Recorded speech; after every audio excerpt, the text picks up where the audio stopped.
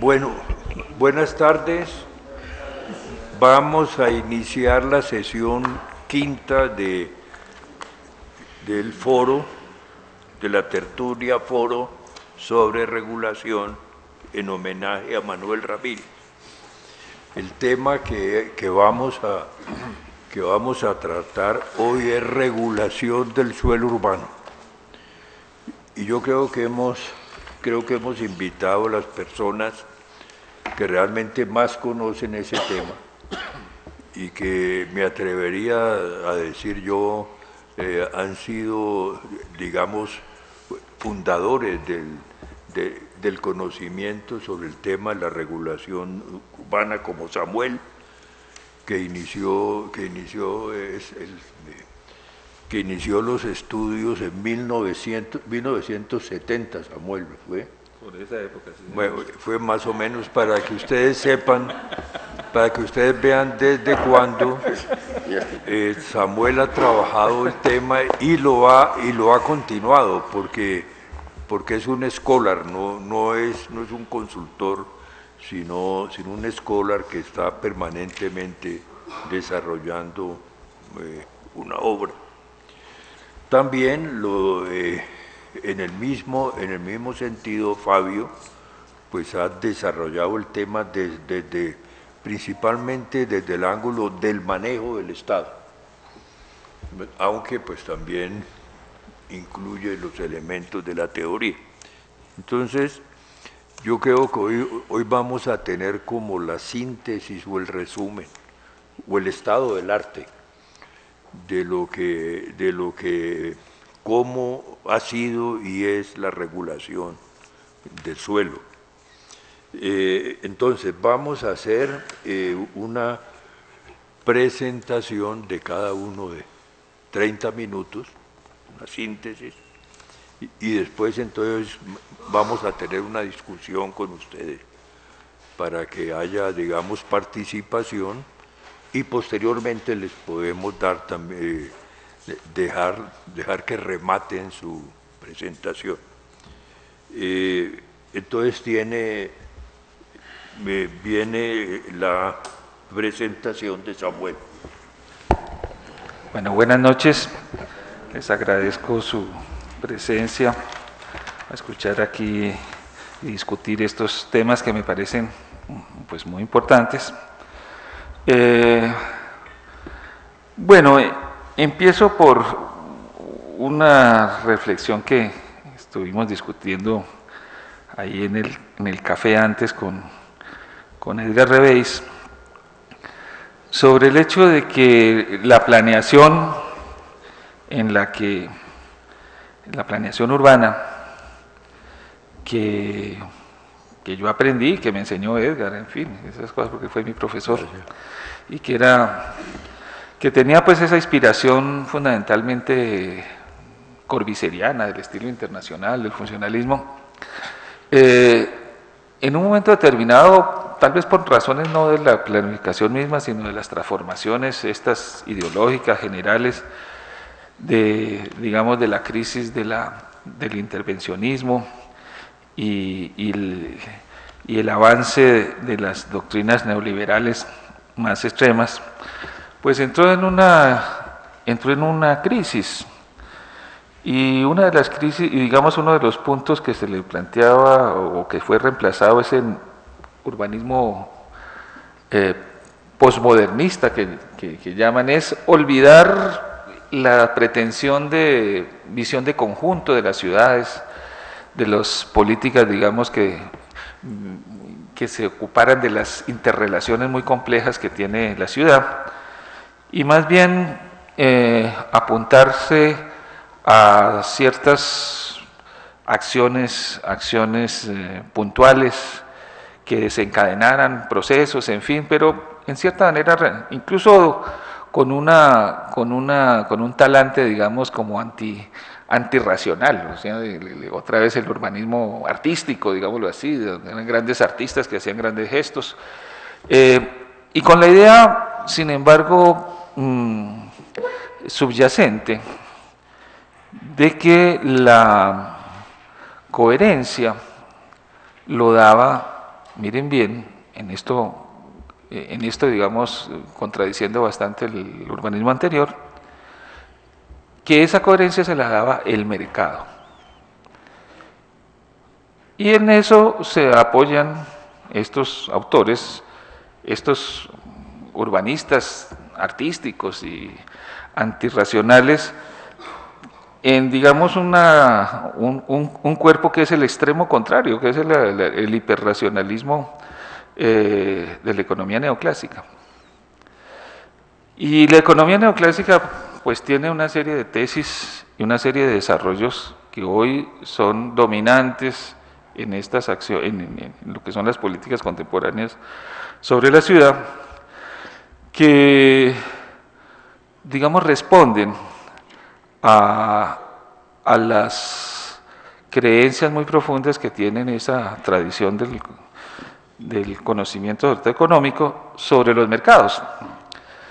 Es decir, están convencidos, y eso es lo que nos plantean, que el mercado tiene esas virtudes que se le atribuyen, que ellos le atribuyen a todos los mercados, ¿no?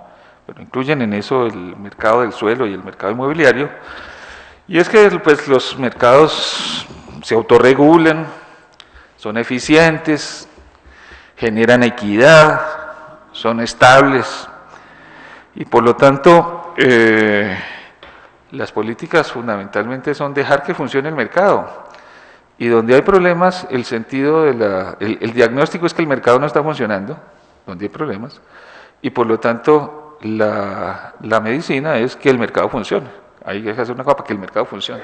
Esa es más o menos la lógica básica de la economía convencional, la economía espacial convencional, y que inspira las políticas, digamos, de los neoliberales.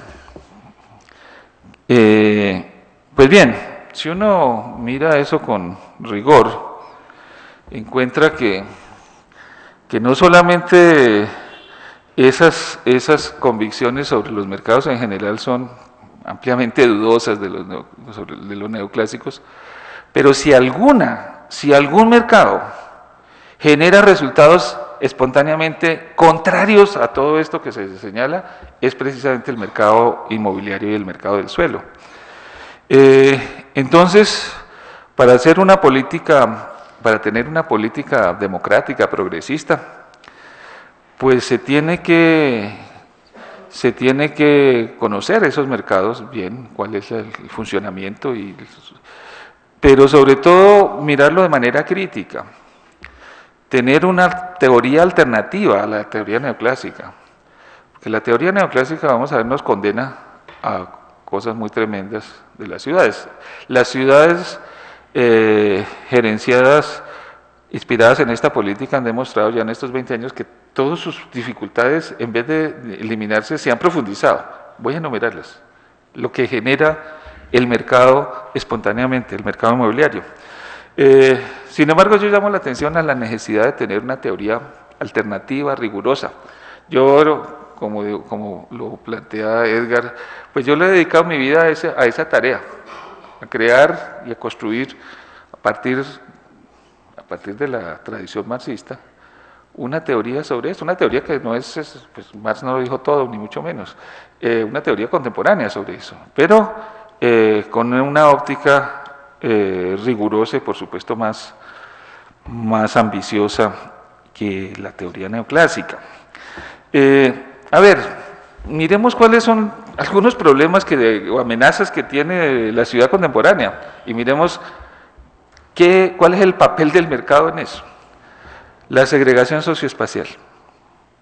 Bueno, sabemos que esa es una de las dificultades que cada vez es más importante en las ciudades capitalistas contemporáneas y particularmente en las ciudades latinoamericanas.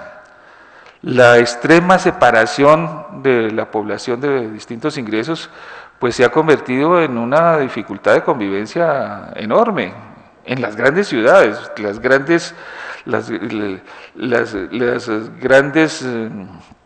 insurrecciones en la periferia de París o en la periferia de Londres o en las ciudades norteamericanas, por supuesto que está estrechamente ligado a ese fenómeno y prácticamente en todas las visiones contemporáneas uno de los objetivos es combatir la segregación socioespacial. ¿Ustedes qué creen que hace el mercado espontáneamente con la segregación socioespacial? Si lo que queremos, si lo que hacemos es que el mercado funcione más, pues, por definición, el mercado genera segregación socioespacial. Eso es evidente. Si se va a combatir la segregación socioespacial, hay que conocer cómo funciona el mercado, pero para combatirlo, para limitarlo, para orientarlo, para corregirlo, porque espontáneamente genera las cosas más horribles en ese sentido. Fenómenos ligados a eso que son también vistos como de los grandes problemas contemporáneos. Esa remoción de población, por ejemplo, en los centros de las ciudades, lo que con ese anglicismo que se ha puesto de moda llaman gentrificación. Bueno, es decir, que los barrios populares en las zonas centrales comienzan a ser desplazados por los especuladores. Y por eso, ¿ustedes qué creen que el mercado hace? El mercado es el que precisamente promueve ese asunto. Si uno quisiera dosificar eso, limitar los efectos deleterios de esos procedimientos o de esos procesos, ¿qué hay que hacer? Conocer el mercado para tratar de corregirlo, no dejarlo que funcione espontáneamente. La renovación, otro efecto muy complicado, la renovación urbana salvaje, ¿sí? Esa renovación urbana espontánea, que genera cosas muy complicadas. En primer lugar, la obsolescencia prematura de grandes sectores de la ciudad que están equipados como tales, esos barrios que están equipados, que además con frecuencia tienen un valor patrimonial importante y que el negocio para los especuladores es destruirlos y producirlo en mayor altura y en mayor densidad, en fin. ¿Qué hay que hacer frente a eso? ¿Dejar que el mercado funcione? No. Mirar cómo se hace para controlar esos movimientos espontáneos. A ver, sobre esta discusión sobre la ciudad dispersa o la ciudad concentrada. El mercado espontáneamente, ¿qué genera? Genera lo peor de las dos situaciones. El mercado como tal genera una dispersión enorme, donde incluso por efectos, digamos, de los fenómenos de la especulación y de la reserva de tierras, en fin, genera una expansión enorme con densidades mínimas costosísimas para las ciudades, ¿sí? Eso que hasta en Estados Unidos están preocupados por eso, y hay movimientos en contra de esa situación, pero el mercado espontáneamente genera ese efecto. Y genera también el contrario, la hiperdensificación. En los lugares más centrales resulta que, miremos lo que está pasando, lo que ha pasado en nuestra ciudad, todos esos super rascacielos que se están haciendo en el centro de la ciudad sin ningún control, sin ninguna contribución a nada, en fin, lo hace el mercado espontáneamente. Si el mercado no le ponen cotos, no se le ponen limitaciones, pues nos generan esas cosas, ciudades hiperdensificadas y al mismo tiempo extendidas de manera irracional, en fin.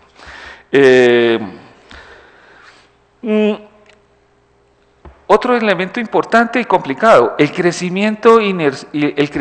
la tendencia al crecimiento de los precios inmobiliarios. Esa es una pesadilla de todas las ciudades capitalistas.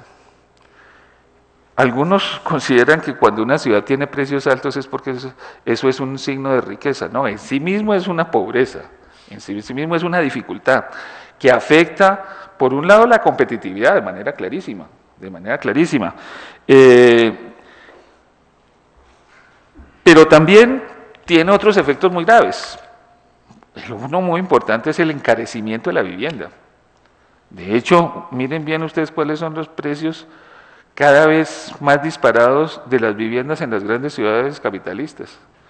Hablábamos con Edgar que uno ve cuáles son los precios en las grandes ciudades, en Nueva York, en París, en fin, son cosas astronómicas, que generan dificultades muy graves para el funcionamiento del mercado del trabajo, porque es una presión enorme en términos de la presión del salario y se tienen que hacer, digamos, dispositivos muy complejos para tratar de contrarrestar ese fenómeno que es un fenómeno espontáneo del funcionamiento del mercado. El mercado genera eso como tal. Yo en este libro miro cuáles son las razones estructurales de eso. Eso no es un fenómeno coyuntural, es un fenómeno estructural de ese mercado. Bueno, y el otro fenómeno es que el mercado inmobiliario es un mecanismo de distribución, por decirlo así, del valor o de captura de valor, ¿sí? Que cada vez es más importante. Y donde se generan enormes inequidades, enormes inequidades. La especulación urbana es un proceso que cada vez es más importante. Lo cierto es que eso requiere un análisis más riguroso, con lo cual sobre qué es lo que nosotros llamamos especulación, porque hay distintas modalidades de especulación y las más serias generalmente son más por decirlo así, menos visibles. Pero efectivamente esa tendencia al crecimiento de los precios inmobiliarios genera resultados, afecta en primer lugar a muchos sectores de la población, es decir, todos los precios se elevan. Y en ese sentido hay que estar, digamos, tomar, digamos, una prevención teórica.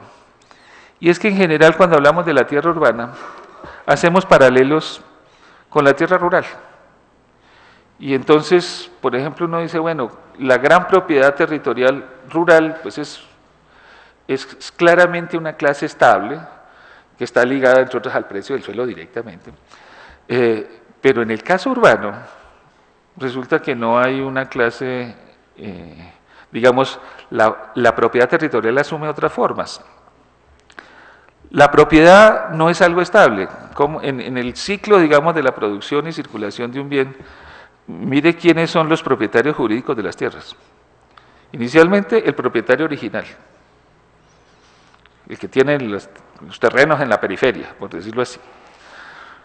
Pero en un momento determinado puede ser el constructor que ha comprado las tierras y que está construyendo. Posteriormente, por supuesto, si este señor le vende esos mercancías, inmuebles, a un comprador, generalmente pues se la tiene que comprar, se compran las viviendas con la tierra. ¿Eso qué implica? Punto muy diferente. No tiende a haber una concentración de la tierra. Si ustedes ven los predial, en las zonas rurales hay una tendencia a la concentración de la tierra muy clara.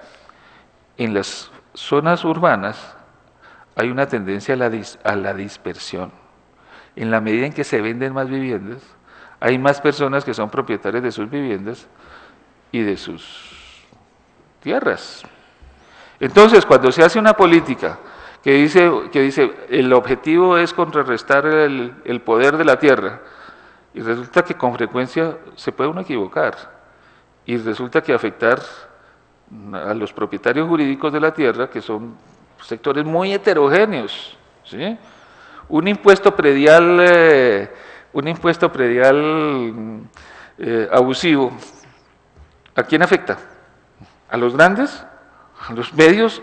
Y a los chiquitos también, ¿sí? Muchas medidas que parecen muy progresistas eventualmente tienen efectos sociales insospechados. Entonces, eso requiere digamos, un afinamiento de la comprensión de cómo funcionan esos mercados y de las medidas que se pueden introducir para corregir sus efectos, pero se tiene que partir de un principio básico.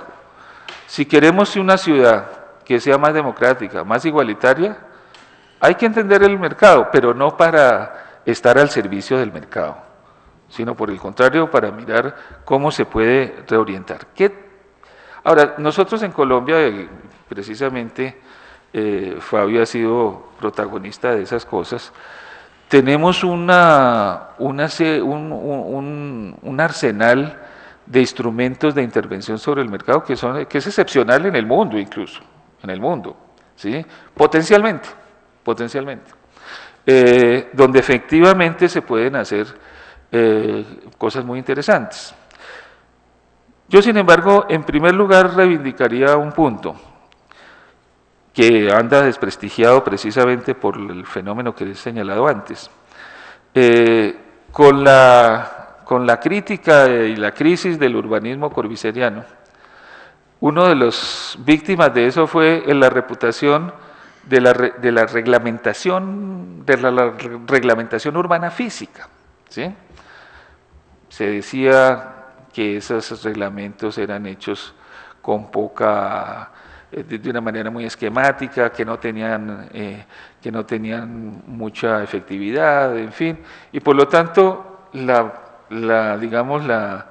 el sentido común entre los planificadores actuales es que hay que poner las menos reglas posibles y lo más flexibles que se puedan y en cierta medida lo más negociables que se puedan. Eso ha generado efectos tremendos.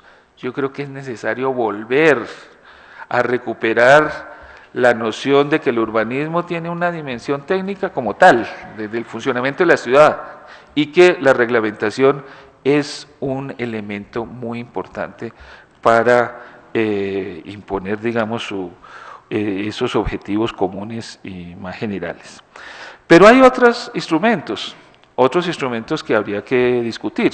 Si tenemos el tiempo, ya he mencionado el impuesto predial, que en términos generales, en la economía neoclásica tiene una reputación también muy peculiar. Se dice que es un impuesto que tiene muchas virtudes, y entre otras virtudes de tipo de equidad. Vemos que alcaldes, incluso progresistas, imponen, digamos, cosas de ese tipo. Yo creo que ese es un punto a discutir, de qué manera precisa, porque hay reformas del impuesto predial que son claramente antipopulares, eso lo tengo bien claro. Los mecanismos como la valorización y la recuperación de plusvalías son instrumentos interesantes, no garantizan, sin embargo, que por su propia existencia el resultado final sea efectivamente más democrático. De hecho, el origen de la recuperación de plusvalías y de esos mecanismos de intervención tienen como origen exactamente lo contrario. En sus orígenes fueron fundamentalmente presiones de los grandes promotores para vencer la resistencia de la pequeña propiedad en las grandes ciudades europeas y norteamericanas, donde básicamente se produce por renovación urbana. Entonces hay que tenerle cuidado, porque la ley 388, que con mucho ímpetu, entusiasmo, encabezó Fabio y su antecedente, y que yo lo acompañé también, tiene también sus limitaciones o sus elementos, digamos, de mucha discusión. Puede ser usado para cuestiones muy complicadas. Por ejemplo, hablábamos de esa renovación urbana, de gentrificación, de expulsión de la población. Bueno, la ley 388 tiene herramientas por ahí que son peligrosísimas en ese sentido, y es por esa razón de que los movimientos populares la detestan. Los movimientos populares de esas la detestan, porque está al servicio del gran capital y de los grandes especuladores. Bueno, se me acabó el tiempo, dejo por aquí, a ver. Muchas gracias, Samuel, y ahora pues en la discusión y viene la presentación de Fabio. Bueno, yo extrañamente voy a hacer una presentación más académica, claro, al final no va a ser la parte política.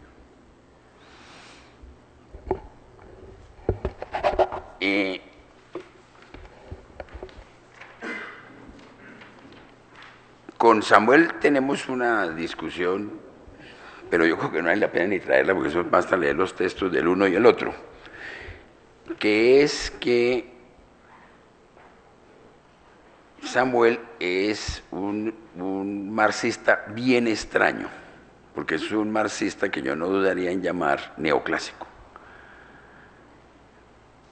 Yo, en cambio, soy más convencional, no tanto por influencia de Edgar, que también fue mi profesor en estos asuntos, sino más por Manuel, a quien estamos reconociendo sus aportes desde el punto de vista de la regulación, sobre todo, y particularmente de familiarizarnos con la forma de pensar la teoría económica en términos modernos, o sea, no en términos marxistas, porque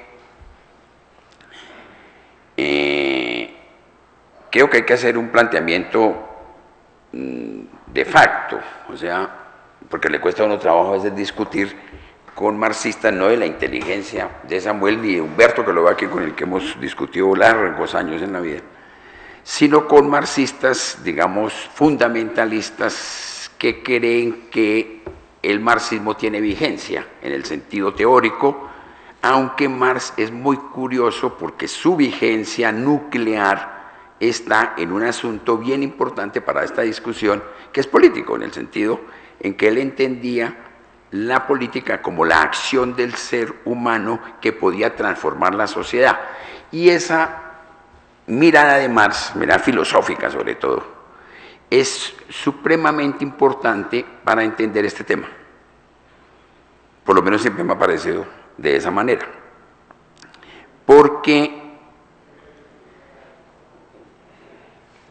en el origen mismo de lo que podríamos llamar el pensamiento económico, y particularmente el que vamos a desarrollar para entrar en la discusión con Samuel, está una discusión entre la crítica de Marx, que es a la economía política, y el desarrollo de la economía política, que incluso, obviamente con toda la discusión que trae un desarrollo de economía política, va en paralelo por los socialistas moderados, que son los que crean la teoría económica.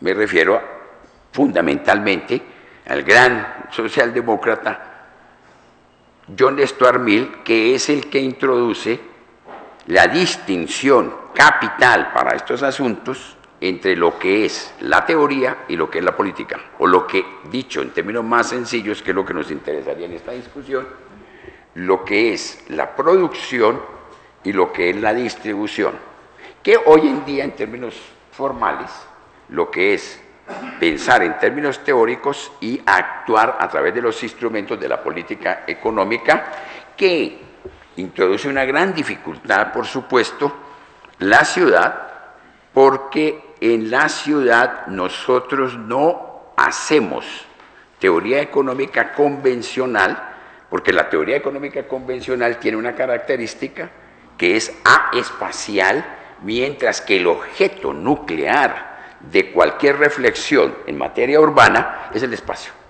Y el espacio entonces trae todas las discusiones que Samuel da con un rigor marxista que lo mejora en el uso práctico. De hecho, yo tomé algunos elementos de la teoría de las rentas que para ese tiempo desarrollaba y tiene aportes muy importantes, pensaría yo, en la discusión marxista con las rentas del suelo y particularmente con las rentas inmobiliarias, porque uno no podría leer, digamos, los instrumentos de captación de plusvalía, no los más obvios, que son los de cómo capta uno la captación de valor de alguien cuando llega a la ciudad, sino ya al interior de la ciudad, donde las rentas diferenciales que Samuel ha desarrollado, particularmente constructibilidad, son nucleares para llamar la atención sobre un elemento que uno debe regular, que está en la ley 388, y yo diría que buena parte de ese capítulo, después lo empezamos a redactar con Molina, tiene que ver de alguna manera con los trabajos de Samuel, porque realmente están allí y la historia mostraría que son las contribuciones, incluso si no estoy mal, de la tesis que Edgar le dirigía a Samuel en la época que nosotros estudiamos en los Andes.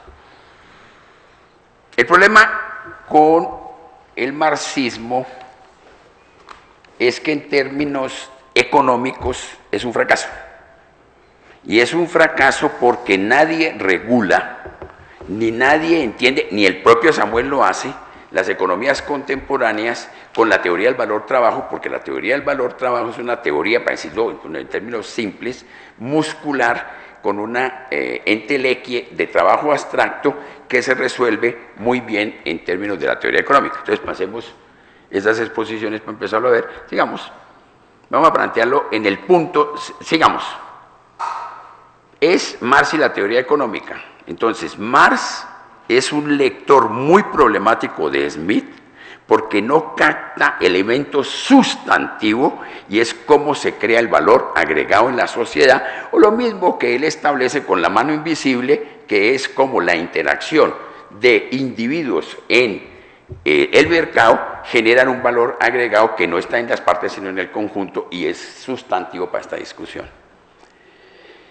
Marx toma una idea, que es el gran fracaso de su teoría, de David Ricardo, que es el que empieza a establecer con modelos rigurosos de renta, que después lo extrae, lo lleva hacia el comercio internacional y establece las ventajas comparativas, y si es absoluta o relativa, pero que ahí están los fundamentos, pero cae en la trampa Marx de pensar que él puede fundar una ciencia ya no del movimiento del suelo, sino de la sociedad, que es lo que llamamos el materialismo histórico, y eso pues es un desastre que ha llevado a pensar que en un laboratorio yo puedo fundar desde la sociedad del futuro. Bueno, sabemos que el futuro es más fácil verlo, pero por lo menos el futuro que va del Capital de Marx a hoy nos puede llamar la atención sobre a dónde podían llegar esas interpretaciones de creer que uno tiene los fundamentos científicos de una sociedad. Eso verdaderamente no le ocurre ni que a un neoclásico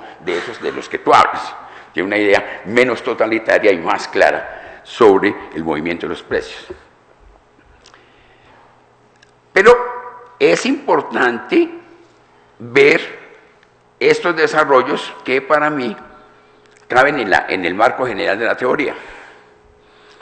Yo para eso simplemente establezco que el marxismo neoclásico desde el punto de vista académico lo puedo suscribir,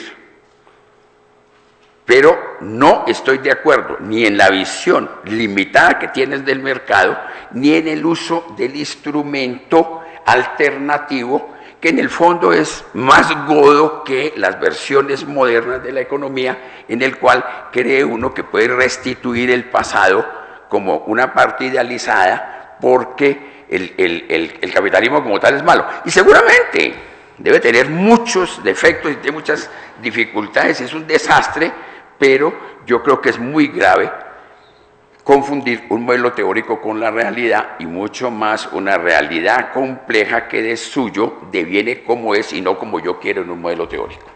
Ese es un punto central. O sea, yo no puedo montar en un laboratorio de la sociedad, sino que debo captar el movimiento de la sociedad, y si tengo una teoría que la capte, esa teoría tiene alguna validez.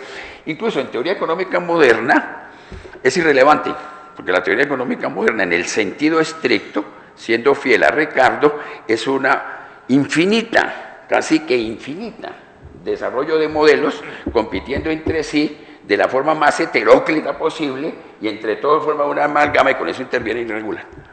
Es como lo que yo entiendo. Entonces, en este elemento central, digo yo, ya metiéndome en el territorio de la discusión teórica, simplemente me adscribo directamente, cojamos el equilibrio general moderno, aunque voy a usar el más simple porque creo que es útil incluso para discutir el suelo, que es Arrow.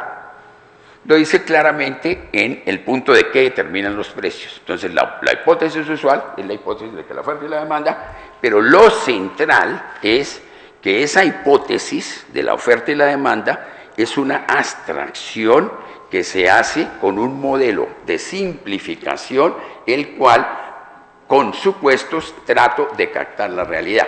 No se puede confundir la abstracción con la realidad y no se puede caer en la tontería de pensar que el economista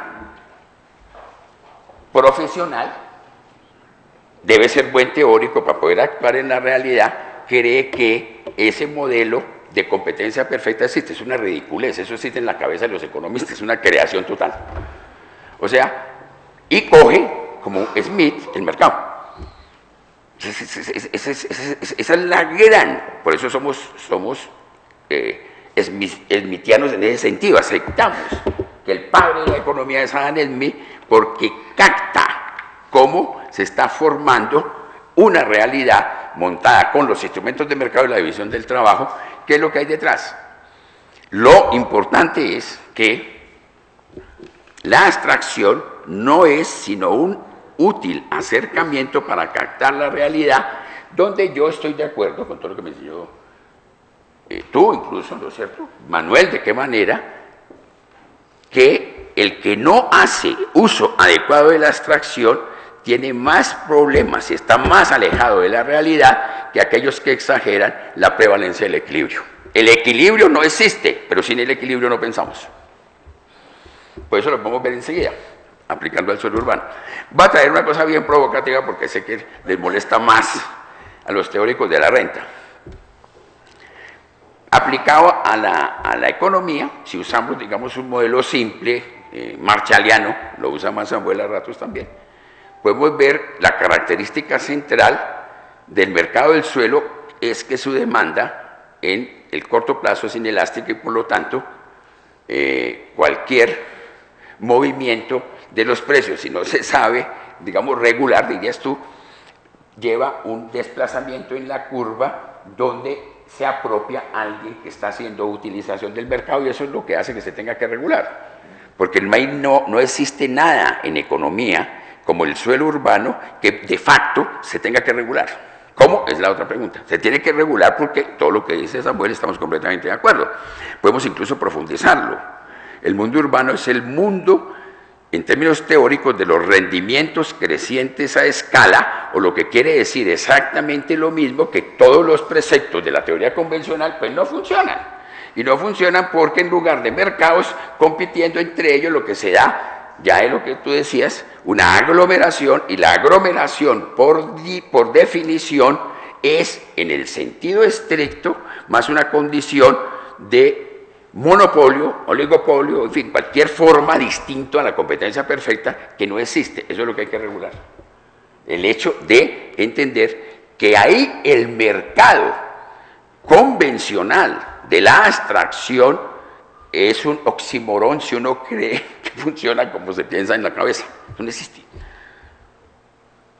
Es una creación imaginaria que podemos regular con instrumentos que da la teoría, entendiendo que la competencia, en términos, yo creo que todos los expositores aquí más o menos se lo han dicho siguiendo los elementos de la teoría microeconómica que aplica esto a la renta, se compite no en el mercado,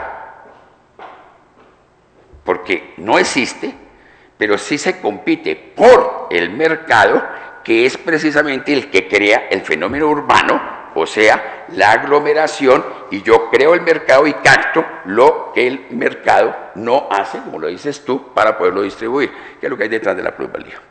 Sigamos. Llega un momento en que, como el mercado funciona en este modelo simple, abstracto, por supuesto, si uno interviene mal, el hecho de la inelasticidad genera el desastre que se hizo aplicando teorías medio marxistas en Bogotá, que es que entre menos capto el movimiento del mercado, pues más me disparo en los pies porque el mercado sigue trabajando y la inelasticidad se rompe y le da al que tenga mayor poder sobre el mercado es el que se apropia de la renta. Finalmente eso es lo que diría la teoría y creo que es correcto. Creo que teóricamente es correcto y estamos discutiendo en profundidad con lo que nos dice Samuel. Sigamos. Eso se trata en un modelo simple. Voy a usar el más simple de los modelos de equilibrio, porque no hay nada más simple que leer el equilibrio en Balrassi. Entonces, porque después podemos seguir con todos los desarrollos de la teoría moderna. Podríamos dedicarnos a lo de Arrow, de Breuer, las discusiones de Samuelson, los desarrollos de la teoría del capital, cómo se quiebra la teoría del capital y se construye para intervenir los mercados una moderna teoría de la regulación y la distribución. No tiene nada que ver con Marx, por supuesto, porque esto es teoría económica. Coge un modelo simple, entonces el equilibrio, por definición, en abstracto, es la suma de las ofertas y demandas de bienes y dinero que, para que esté en equilibrio, de facto tienen que ser igual a cero. Por supuesto, lleva implícito la neutralidad, no existe, que la oferta y la demanda de dinero es cero. ¿Y sigue? Llegamos al suelo urbano, pues lo mismo. En equilibrio, pues la oferta tendrá que ser igual a la demanda.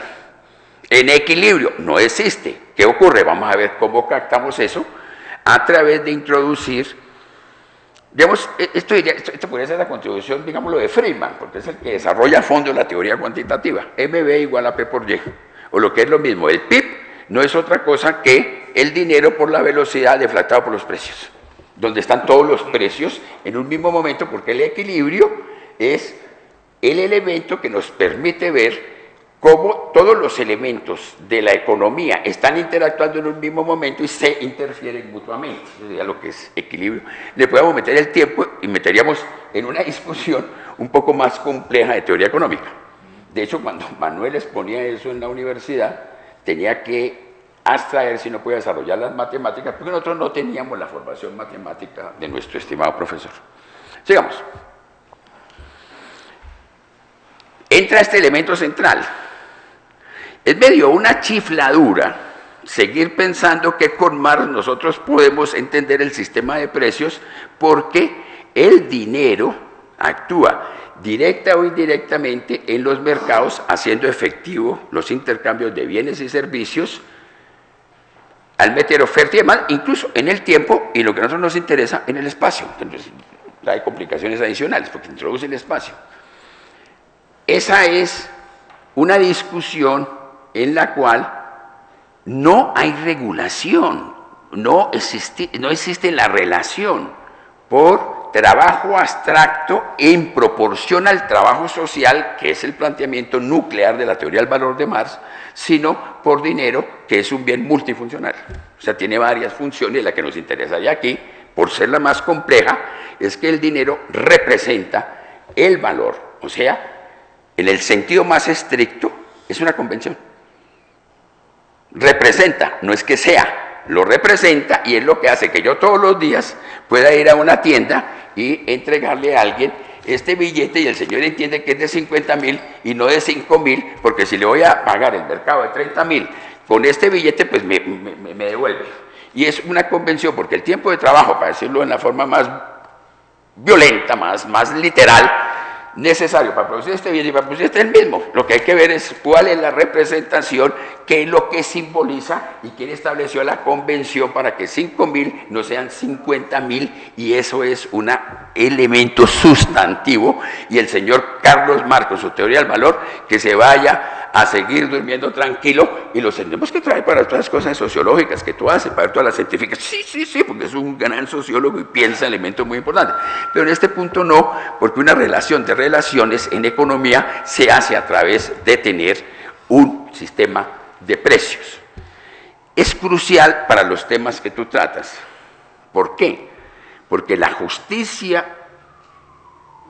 vista así, estoy hablando en teoría, porque gran parte del desarrollo de la teoría moderna desarrolla teoría. Tenemos uno de los textos más fascinantes, que es el texto sobre la justicia de Amartya Sen, neomarxista entre otras en su origen, que establece la justicia una igualdad de relaciones, o sea, de proporcionalidad, que es de acuerdo a la institución, o sea, a la ley de la sociedad que estemos considerando. O sea, lo justo en la distribución es establecido según cierto valor No, el de Marx en la transformación de precios y valores es un disparate economicista. Es cómo deviene de la norma un axia, o sea, cómo hay un valor axial, que es el valor que no dan los precios, sino que dan los valores que establecemos a través, por ejemplo, como lo vemos hoy en Colombia, instituyéndose de alguna manera en el derecho y la ley.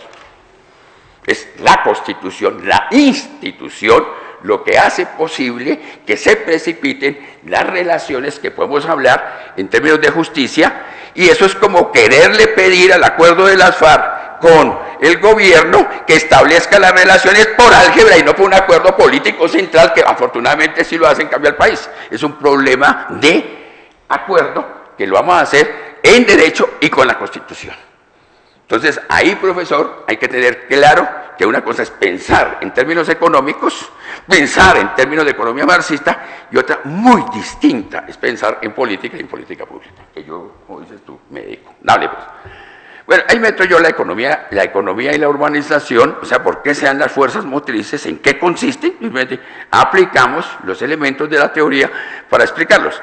Lo más sorprendente aquí es ver que con este esquema nosotros podemos explicar lo que hoy es quizás el fantasma que recorre la sociedad en el mundo de la globalización, y es que no estamos ni siquiera en problemas de aglomeración, en economías de alcance, en economías de densidad, sino estamos en las economías de red de redes que intercambian en un mundo que habría que llamar glocal, o sea, donde lo global penetra lo local y lo local se mueve en función de lo global, que es lo que estamos. Sigamos.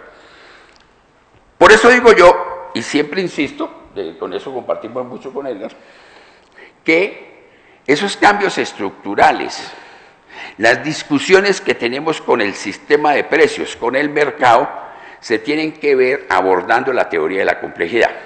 En su forma más simple, o sea, entender que hay un planteamiento holístico en el sentido como un todo integrado. Para el caso nuestro, la ciudad es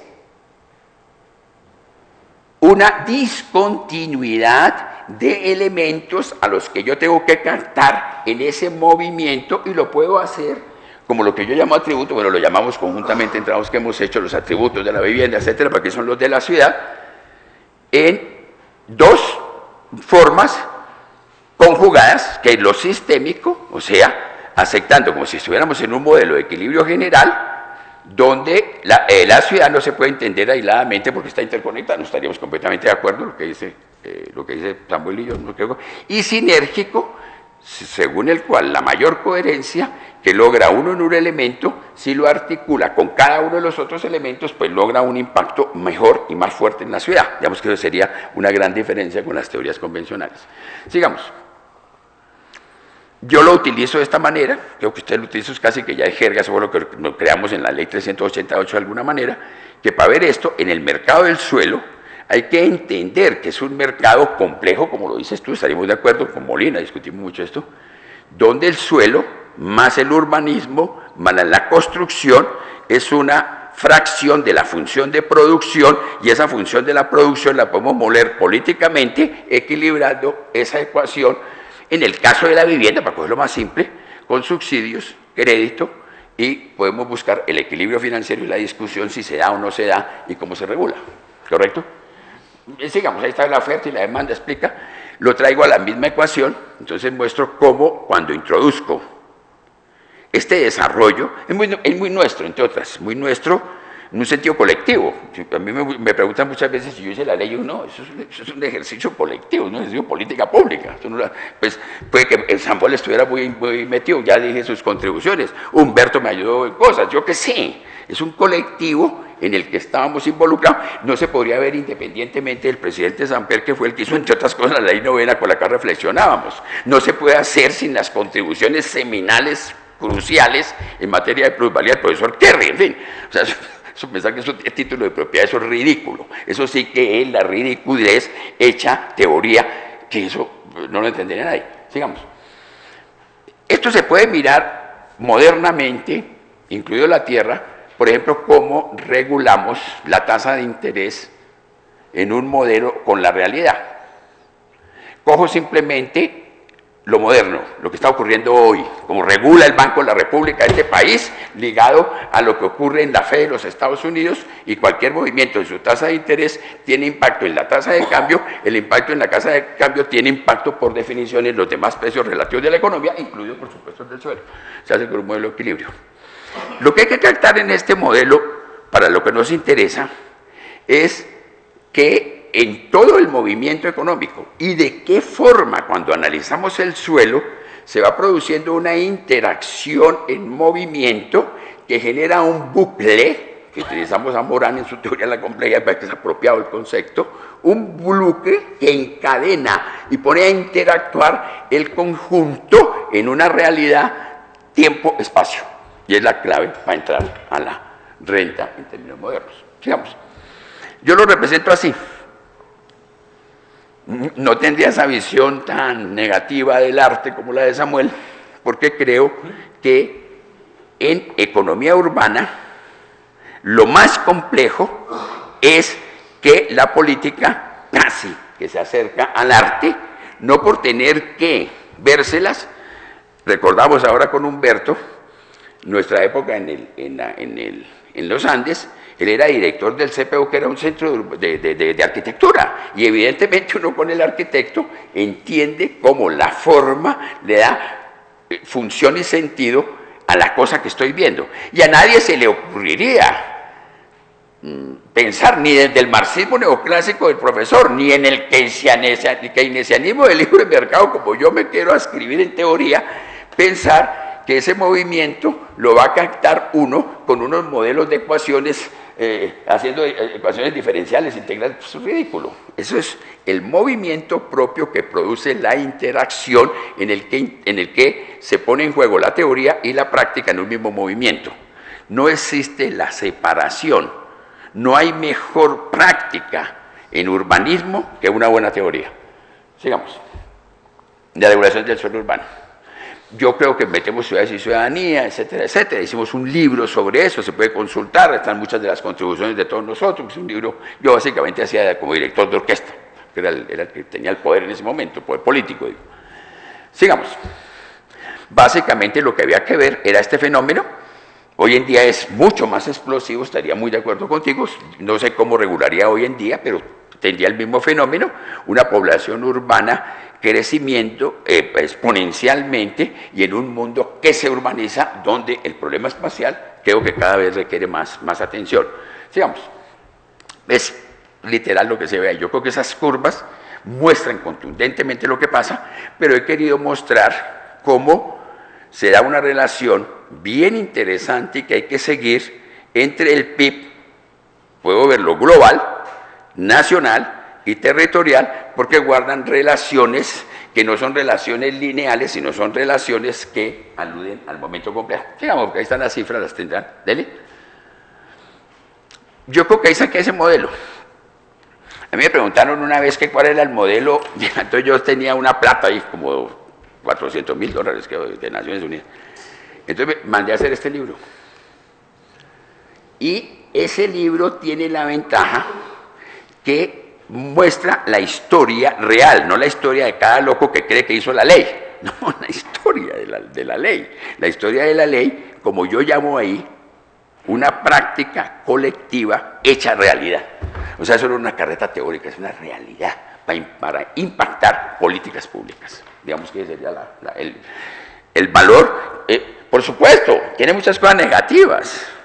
Lo más negativo fue haber contratado a profesores marxistas que no entendían el movimiento de los precios y haciendo consultorías destrozaron esa ley. Entonces, bueno, había muchas cosas que corregir. Seguramente no en este momento, si miro hacia atrás y está en el enfoque, porque había que, siguiendo las teorías de mi ilustre profesor, había que entrarle a un elemento nuclear, que era lo que, desde mi diagnóstico, en ciudades de ciudadanía, impedía realmente que funcionara en términos más modernos la ciudad, y montamos una de las figuras tomando whisky aquí con el profesor Molina. Era tomando whisky una noche, porque nos habían robado la idea que queríamos hacer ¿qué era? es que le pusimos curador urbano, porque el señor fiscal hoy en día está haciendo una política anticorrupción y no aprobó la idea que teníamos nosotros, que es de notario urbano. Creo que es un daño, porque evidentemente lo que buscamos con el curador era que ejerciera una función que daba el Estado y que él se encargaba de hacer la notaría. Eso se fue por el neoliberalismo, volviendo una cosa completamente autónoma, y el poder que rompimos en la planeación con la corrupción del Estado se dio muy interesante para otros ejercicios en una corrupción gigantesca ya con los curadores urbanos a nivel privado. Uno podría exponer, lo expuse varias veces, el edificio Space en Medellín, etcétera, etcétera. Eso es mala regulación en el suelo urbano. Sigamos. Entonces, esa política, ¿cómo regula el suelo? O sea, regula el suelo básicamente teniendo en cuenta los elementos sustantivos. Los mercados no existen y los que hay son profundamente imperfectos. Existen por definición una intervención que su soporte es el bien público por excelencia en el mundo contemporáneo, que es la ciudad, no estaríamos de acuerdo, es un bien público.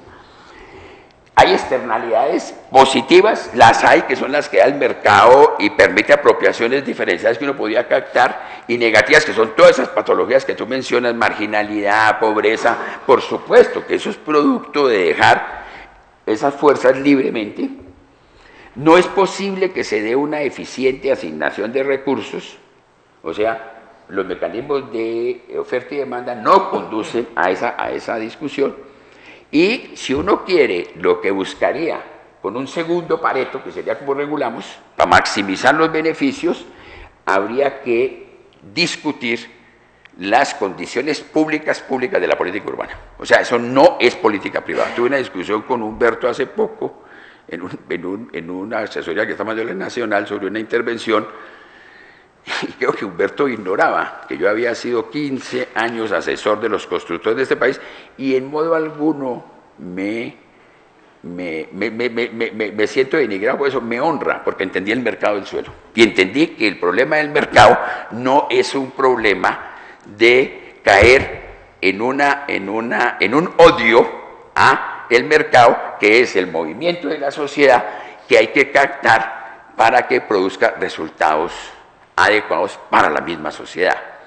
Ese es el núcleo central. Sigamos, porque yo creo que eso de seguir la regulación, bueno, yo le pondría ese elemento que suscribo en su totalidad.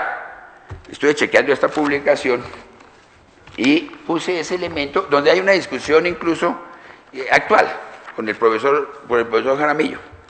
Entonces decía yo ahí, si no hay equidad como valor económico, no es posible que exista el mercado. Lo que existe es un remedio, no es el mercado. Eso no es el mercado. Eso es una apropiación privada de un elemento colectivo, que es el mercado, es otra cosa. En términos espaciales, el mercado es un lugar que no existe en la realidad, sino que lo creo con la política. Porque los economistas creamos la realidad con modelos, y si no sabemos pensar la realidad con el modelo, porque creemos que el modelo, como en efecto no coincide con la realidad, podemos caer en confundir la economía con la física, aunque la física también construye sus modelos en la teoría cuántica, observando una realidad que no puede captar sino con un modelo, y que lo coge, como lo podemos ver en los experimentos de la física cuántica contemporánea. Eso lo hacemos en economía igual. Lo que pasa es que entendemos que hacemos economía y no física. Porque en economía lo que hacemos es cómo captar el movimiento de la acumulación de capital, diríamos, moviendo el tiempo y casándolo para producir efectos. Puede ser, por supuesto, efectos perversos si estamos al servicio del sector privado, o efectos benéficos si estamos en lo público. Lugar donde el consumidor expresa su individualidad como institución social. Sin equidad no hay mercado, donde los individuos expresen sus preferencias relativas, y sin este no puede haber libertad y autonomía. Esa tesis es central. O sea, porque lo que quisiera decir es que en lugar de seguir empecinado con las viejas teorías marxistas que tienen poca importancia, es mejor familiarizarse con las modernas y entender que lo que se debe hacer en forma más democrática es desarrollar y profundizar el mercado de la economía sin confundir el mercado de los economistas que lo quieren convertir la sociedad de mercado. Eso sí es una aberración mental, porque la economía es meramente funcional e instrumental. Me gustó mucho lo que dijiste. Es un instrumento técnico al que no se le puede entregar las potencias de la sociedad y deberíamos de ser, como el viejo Keynes lo sugería en uno de sus más inquietantes artículos, que el economista profesional, una vez se establezcan las condiciones básicas de reproducción de la sociedad, debería ser tratado como realmente lo que es un técnico especializado, algo así como un odontólogo. No esos tecnópolis que tienen el poder y que deciden todo lo divino y lo humano a través de los instrumentos que maneja la teoría. El elemento central allí es que la discusión no es económica, la discusión es política. Y la discusión política, me parece que en eso seguimos de acuerdo los dos, no por los instrumentos ni por la forma política. Yo debo confesar que nunca he sido del polo ni nunca he asesorado alcaldes de la izquierda colombiana. Pero la pregunta que se hace la izquierda me interesa porque quieren profundizar la democracia. Lo que pasa es que no puedo estar de acuerdo con la democracia de la izquierda porque me parece nefasta, en el sentido siguiente. Por supuesto, no, eso es como si lo pueden regular a uno el mercado y el Estado, que es peor, no sabría. Uno lo que entiende es que se contaminan mutuamente y que precisamente el problema es cómo establecer un mecanismo para lograr que el mercado cumpla funciones que el Estado no puede ni debe cumplir, o sino que el profesor nos empiece a contar sus 700 hojas sobre la verdadera fuerza motriz de la sociedad contemporánea, que no dudaría, le agradecemos sus contribuciones, en señalar como la corrupción. Y no hay corrupción, por supuesto, privada, sino está corrompido lo público y viceversa. Entonces, el reto es ese, cómo meterse en ese movimiento, y para eso se necesitan instrumentos de teoría adecuados. Entonces, deberíamos ir hacia la democracia. El problema es que la democracia es un término demasiado prostituido, digámoslo en esos términos, porque prácticamente sirve para todo. Aquí incluso hay movimientos que se llaman el no sé qué democrático. El poder democrático, eso no tiene nada que ver con una democracia como la que tú planteas, como la que yo estaría de acuerdo, como la que tú dices, que es no caer en una democracia meramente representativa, que lo que hace es representar los intereses del poder de unas oligarquías, generalmente oligopólicas, que controlan todos los asuntos del poder y que han expropiado a la mayoría de la población del elemento más elemental que lo ascribe a la ciudad, a su sociedad, que es la ciudadanía. O sea, no hay ciudadanía, lo que hay son consumidores. Y eso sí puede ser una discusión interesante, que es la discusión real sobre la democracia. ¿Cómo mover la sociedad para que existan individuos que reclamen activamente sus derechos y que esos derechos no se queden meramente en los instrumentos del mercado, sin caer en la ingenuidad medio rara de pensar que uno interactúa en la política sin haberse levantado con el desayuno más o menos instalado en el vientre, diríamos. Porque no se le puede pedir al pobre que desarrolle actividades políticas democráticas cuando no ha podido salir ni siquiera de la pobreza y no ha conseguido cómo hacer el mercado. Eso me lleva al punto nuclear. Vamos a suprimir que sería este esquema que planteó ahí de cómo se hace competitividad, productividad con los instrumentos de la división del trabajo. Digamos, ¿cómo planteamos el eje central? En eso creo que estaríamos de acuerdo. O sea, el mundo urbano es por excelencia el lugar donde las funciones causa-efecto de las funciones de producción convencional no tienen nada que ver. Es todo lo contrario. Y eso es un problema de complejidad. Sigamos. Llegamos a la aglomeración y la aglomeración, que es producto del desarrollo de las fuerzas del mercado, tiene uno que saber cómo se van construyendo. No estaría muy de acuerdo con mucho de lo que tú dijiste en términos puntuales, porque por ejemplo, tú podrías mirar que en el centro de la ciudad de Bogotá, incluso por la acción inmobiliaria, se está dando una gran transformación y está caminando un sitio de valorización que se está extendiendo, y yo creo que se está cumpliendo los primeros estudios que hacías tú y que estudiamos para la ley, que era el viejo centro ampliado de Bogotá. Eran estudios que dirigía Carolina Barco, que también contribuyó con nosotros en esta política. Tú trabajaste mucho, Humberto, donde se trazó el gran centro de Bogotá, donde uno realmente cada vez lo ve más armado. Si uno coge, por ejemplo, la intervención en el Bronx, que estoy de acuerdo, así le ha hecho Peñalosa, no tengo ese problema, me parece bien. Va a ligar eso, digamos, hasta la Jiménez. De la Jiménez eso está armado, están haciendo una intervención fuerte otra vez para recuperarlo de Salmona. Me parece que el alcalde Petro hizo una cosa muy importante, que fue la peatonalización y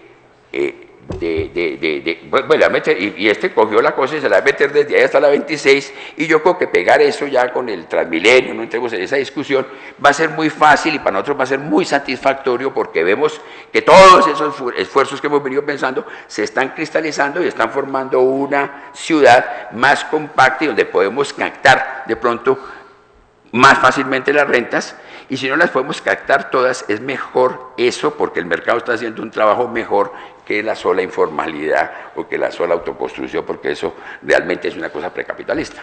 Sigamos. Y termino acá. Bueno, ya serían las externalidades, que hemos hablado mucho de eso. Sigamos. Y vendría a este punto. Entonces, ¿cuál es la gran diferencia del suelo con la regulación convencional? Que el suelo no admite una política de compartimientos estancos, o sea, que como lo hacemos en Colombia, que yo regulo el agua, que regulo la energía, que regulo las basuras, bueno, las basuras están en la Comisión de Regulación, que regulo el gas, no, tenemos que tener una regulación donde se dé, por lo menos, llamémoslo, una complejidad de actividades, que lo encuentra uno silvestremente, ¿no? Cuando interviene en el urbanismo, pues nos encontramos con arquitectos, nos encontramos con abogados, nos encontramos con economistas, con geógrafos, entonces eso tiene que ponerlo uno en un mismo rasero y hacer una coordinación intermodal de esos elementos para tener un ejercicio de intervención y regulación adecuado. ¿Cómo se la podría imaginar uno? Nosotros la única regulación, y espero que el profesor Jaramillo no me ponga muy bravo, que me parece muy exitosa por instrumentos de mercado, es la del Banco de la República. Tiendo a estar de acuerdo con esa regulación, en el sentido de lo que uno puede hacer en economía, o sea, de si puede captar o no captar, pero uno podría discutir la orientación del modelo. Pero si a mí me preguntan, yo no tengo modelos propios, no caería en esa chiflariba, y menos teorías propias. Creo que uno debe coger el movimiento y la realidad es tal cual es, y tal como es la realidad me parece que lo cogen, y tiene resultados interesantes. Muchos, por supuesto, también pueden ser discutibles. Pero eso habría que llevarlo a el suelo urbano. En el suelo urbano tenemos una tarea pendiente que es fácil de corregir. Tuve una discusión muy fuerte una vez con José Antonio Campo porque le parece, se crispa de los nervios, le encantaría a ti la discusión, que es, debemos de meter como miembros de la Junta del Banco de la República, como ocurre, por ejemplo, en la FED de los Estados Unidos, representantes de la ciudad, para que se haga un contrapeso y una discusión y se meta en la política territorial en el nivel del manejo del bien público, público por excelencia, que por todo lo que he dicho es el dinero. Más público que el dinero no hay nada. Y por supuesto, si es el que regula el mercado, una regulación económica no es otra cosa, sino que volvamos público el mercado que ha sido privatizado por esos miserables neoliberales. Hay que estar en una discusión política.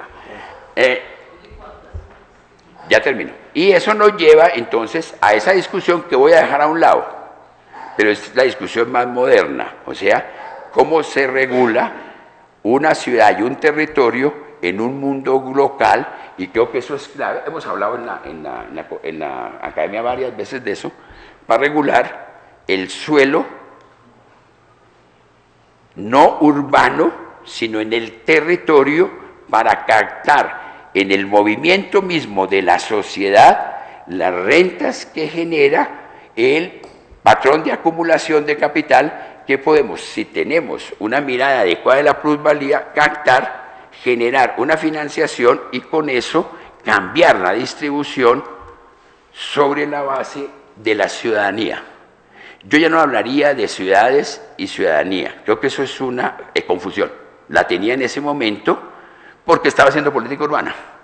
Creo que hoy en día lo que se impone no es el derecho a la ciudad, lo que se impone es el derecho al territorio que hunde sus raíces para establecer las líneas de base en el derecho de los señores de la ciudad como línea para llevar al territorio, porque los campesinos, si los queremos llamar de esa manera, deben de tener los mismos derechos de los habitantes de la ciudad, que son en últimas por las economías de aglomeración, por las economías de escala, porque podemos romper los costos medios, hacerlos decrecientes, los que crearán las bases para tributar y poder transformar la realidad, no solamente de la marginalidad, que también hay que hacerlo, sino de la inequidad con nuestros pobres del campo, que solamente se podrán hacer con una teoría global de la regulación. Yo creo que ahí le meto suficiente para una discusión. Bueno, Fabio, muy bien.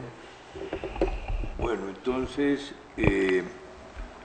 voy a hacer yo mismo un breve comentario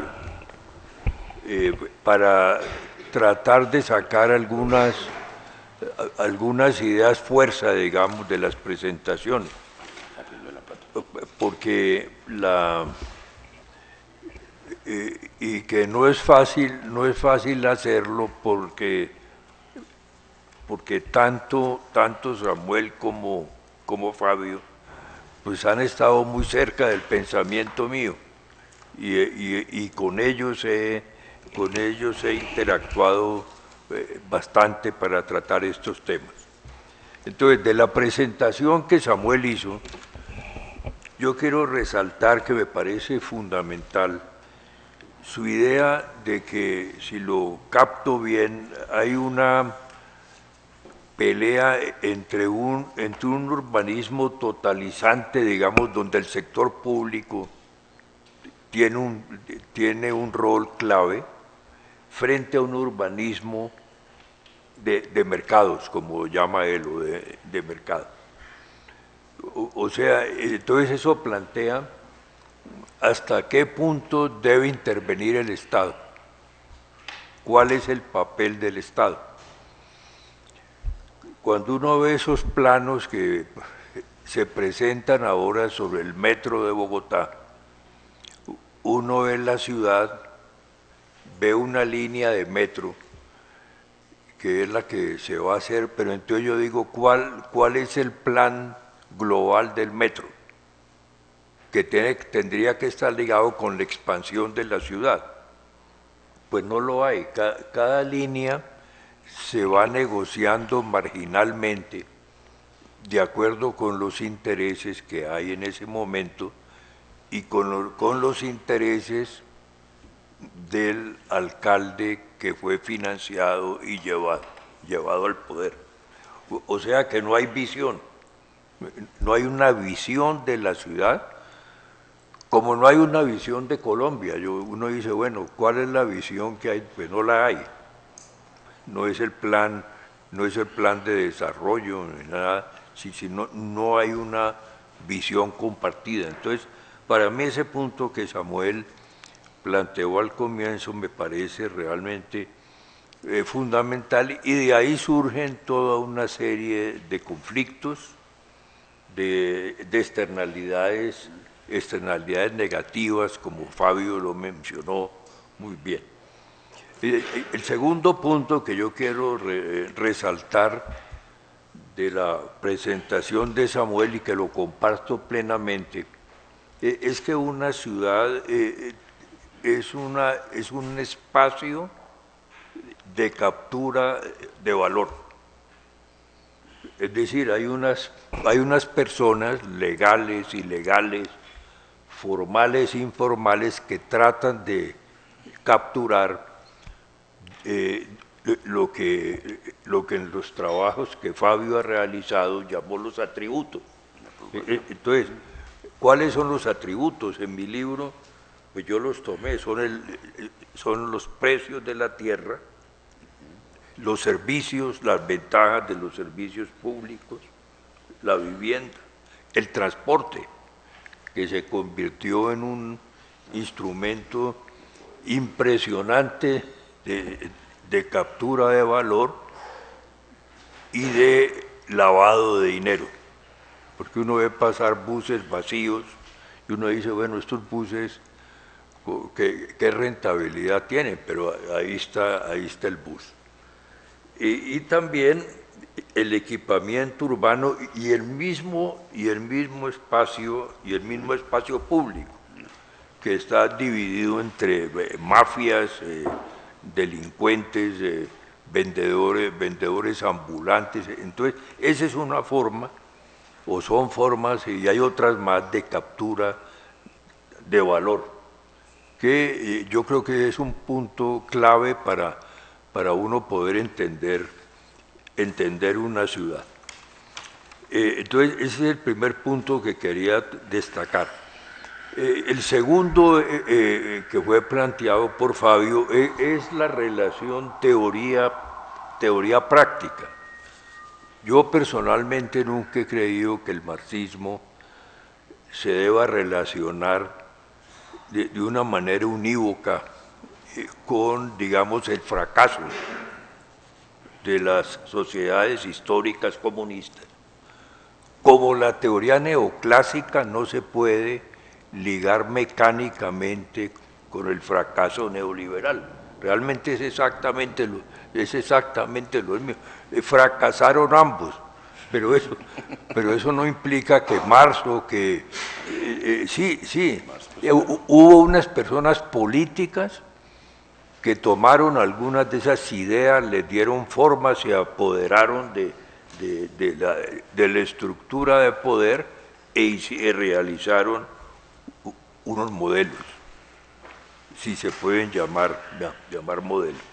Entonces eso me parece a mí importantísimo para no digamos, satanizar ninguna política, no ninguna política, ni ninguna teoría.